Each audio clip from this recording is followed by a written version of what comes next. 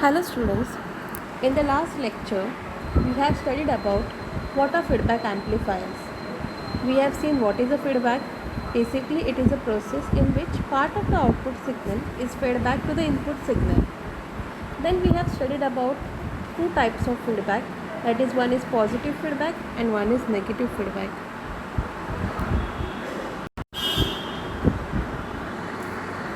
So two types of feedbacks are there, one is positive feedback and other is negative feedback.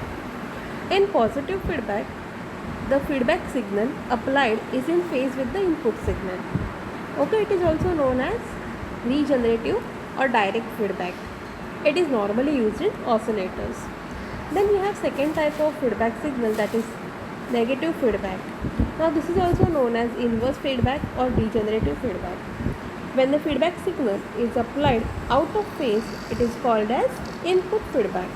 Now this negative feedback is normally used in amplifiers. So we have seen the advantages, disadvantages and applications of negative feedback. So today we will see types of feedback connections, basically types of negative feedback connections.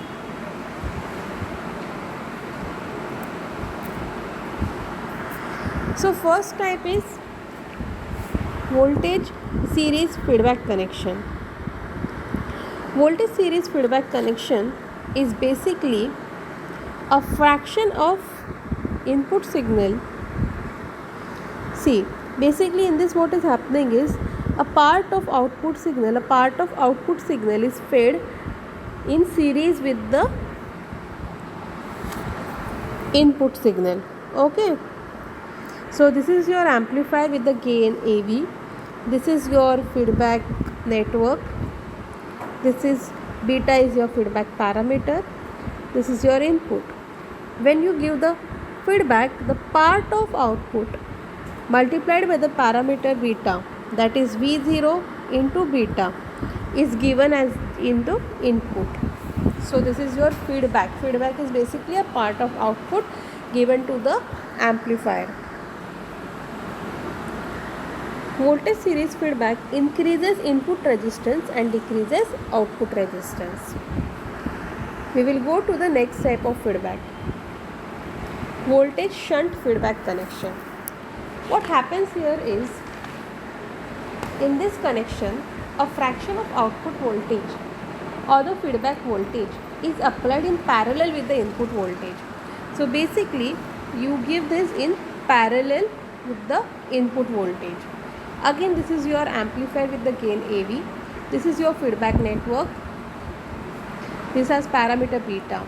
So when you multiply the output into beta, this will be your feedback signal given to the input, to the amplifier.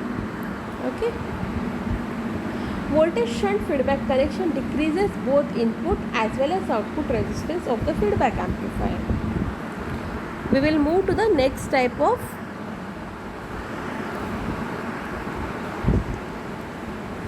feedback connection, that is current series feedback connection. Now this is again similar to the voltage series feedback connection, but here the signal is current. So in this connection, a fraction of output current, that is feedback current, is converted into proportional voltage by the feedback network and then applied in the series with the input voltage. So what happens here, the part of current will be given to the feedback network. It will be converted in the form of voltage and given to the amplifier as the input. That is why it is known as current series feedback connection. Coming to your fourth type of feedback connection, current shunt feedback connection. Now what happens in current shunt feedback connection? In this connection, a fraction of output current is converted into proportional voltage by the feedback network and then applied to the parallel with the input circuit or the input voltage.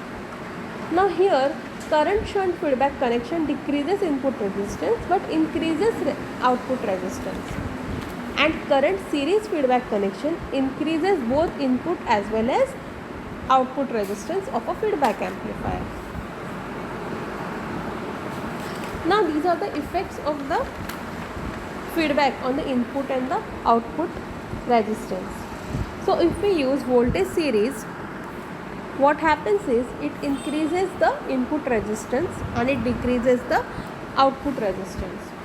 When we use current series feedback network, it increases the input resistance and it increases the output resistance also. When we use the voltage shunt, it decreases the input resistance and it also decreases the output resistance.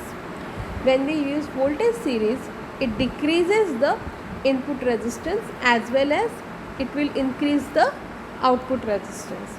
So these are the respective formulae and these are the effect of negative feedback on input and the output resistance. Again, I will be revising you the positive and negative feedback difference. Okay, this was already taken in the last lecture. So here we see that feedback signal are in phase in the positive and are out of phase in the negative. Overall, there can be 360 degree or 0 degree phase shift in the positive and 180 degree in the negative. Again, as seen, input voltage increases in the positive and it decreases in the negative. Output voltage increases in the positive, decreases in the negative.